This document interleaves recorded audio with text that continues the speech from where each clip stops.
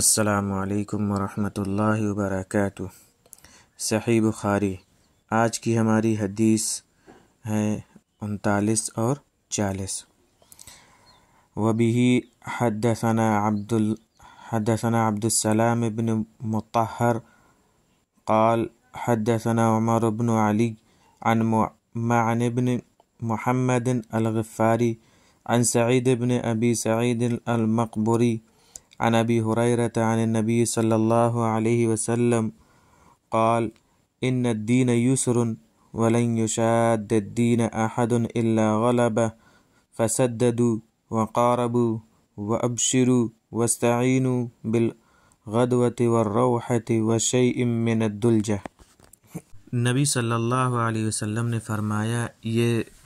حدیث جو ہے ابو ہریرہ رضی اللہ عنہ سے روایت ہے کہ فرماتے ہیں کہ نبی صلی اللہ علیہ وسلم نے فرمایا، بے شک دین آسان ہے، اور جو شخص دین میں تشدد اختیار کرے گا دین اس پر غالب آ جائے گا،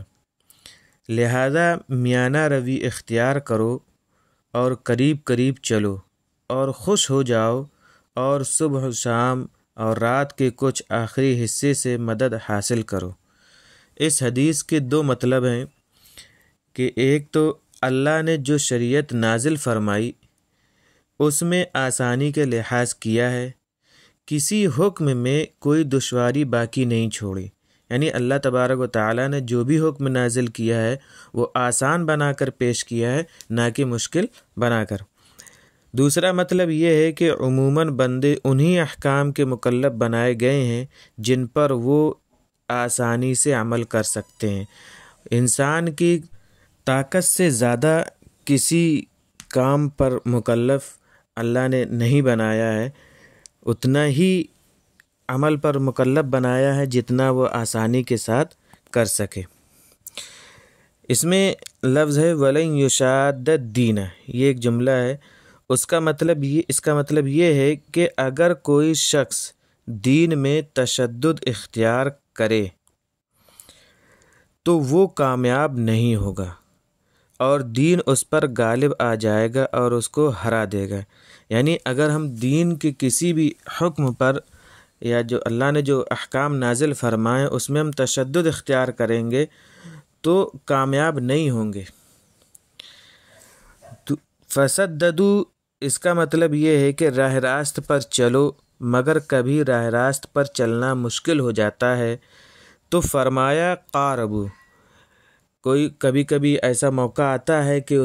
اس میں چلنا بہت دشوار ہو جاتا ہے، تو اس کے لیے اللہ کے نبی صلی اللہ علیہ وسلم نے یہ لفظ فرمایا قاربوا، کہ راہ راست سے قریب قریب رہو، دور مت ہٹو اس سے،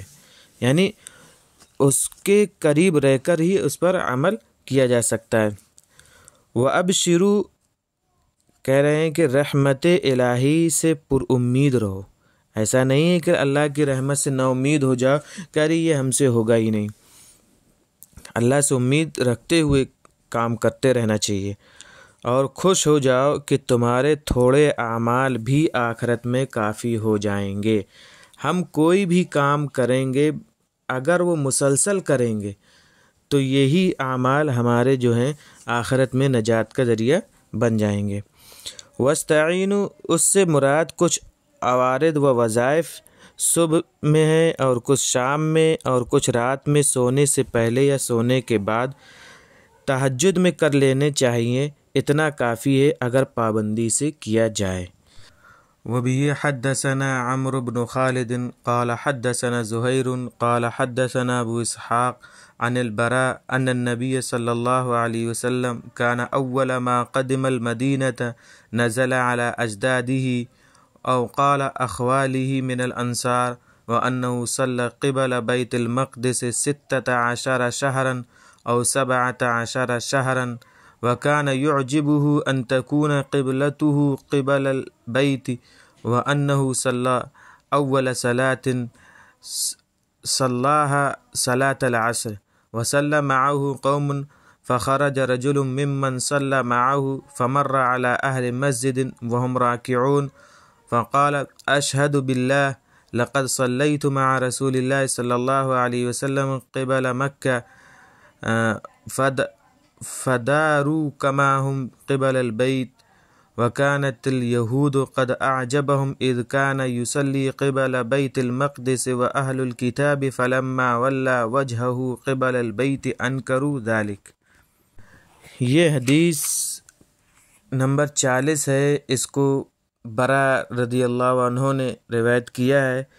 وہ فرماتے ہیں کہ نبی صلی اللہ علیہ وسلم نے فرمایا، جب مدینہ تشریف لائے تو پہلے آپ صلی اللہ علیہ وسلم اپنے نانہال میں اترے۔ آپ صلی اللہ علیہ وسلم نے 16 یا 17 ماہ بیت المقدس کی طرف نماز پڑھی، اور آپ صلی اللہ علیہ وسلم کو یہ بات پسند تھی کہ آپ کا قبلہ کعبہ ہو، اور پہلی نماز جو آپ صلی اللہ علیہ وسلم نے کعبے کی طرف پڑھی عصر کی نماز تھی، اور آپ صلی اللہ علیہ وسلم کے ساتھ ایک جماعت نے نماز پڑھی، یعنی تحویل قبلہ کے بعد آپ صلی اللہ علیہ وسلم نے مسجد میں پہلی نماز عصر کی پڑھائی۔ تو ایک شخص عصر آپ صلی اللہ علیہ وسلم کے ساتھ پڑھ کر نکلا، اور وہ ایک مسجد یعنی مسجد بنی حارثہ کے پاس سے گزرا تو وہ رکوع میں تھے، اور ان کا رخ مسجد اقصیٰ کی طرف تھا۔ اس نے کہا، میں گواہی دیتا ہوں کہ میں نے رسول اللہ صلی اللہ علیہ وسلم کے ساتھ کعبہ شریف کی طرف نماز پڑھی ہے۔ پس وہ نماز ہی میں کعبے کی طرف گھوم گئے، اور جب آپ صلی اللہ علیہ وسلم بیت المقدس کی طرف نماز پڑھا کرتے تھے تو یہود اور دیگر اہل کتاب خوش تھے۔ پھر جب تحویل قبلہ کا حکم آ گیا اور آپ صلی اللہ علیہ وسلم بیت اللہ کی طرف نماز پڑھنے لگے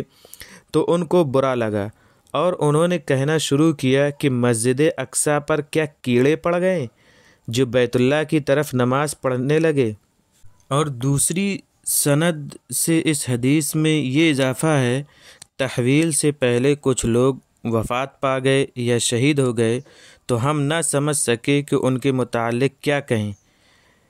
پس اللہ نے یہ آیت اتاری، اللہ ایسا نہیں کہ تمہارا ایمان ضائع کر دے، یعنی وما کان اللہ لیضیع ایمانکم، کہ اللہ ایسا نہیں کہ تمہارا ایمان ضائع کر دے۔ اس میں علی اجدادہ آیا ہے، اس سے مراد آپ صلی اللہ علیہ وسلم کے دادی کا نانہال ہے، جس کی طرف اشارہ ہے، کیونکہ ماں کی طرف جو رشتہ داری کی طرف جو نسبت کی جاتی ہے وہ نانہال ہوتا ہے، اور دادا کی طرف جو ہوتا ہے وہ دادیحال ہوتا ہے۔ تو اس وجہ سے یہاں دادی کا نانہال ہے، اس کی طرف اشارہ کیا ہے۔ یہ تھا ہمارا آج کا ویڈیو۔ انشاءاللہ ہم اگلے ویڈیو میں آپ سے ملیں گے، اور اس میں کچھ حدیثیں آپ سے بیان کریں گے۔ اور جو نئے ہیں ہمارے چینل پر، وہ نئے چینل سبسکرائب کر لیں اور بیل آئیکن پریس کر دیں تاکہ ہمارے تمام ویڈیوز آپ کو وقت کے ساتھ ملتے رہیں، اور شیئر کرنا اور لائک کرنا نہ بھولیں۔ السلام علیکم ورحمۃ اللہ وبرکاتہ۔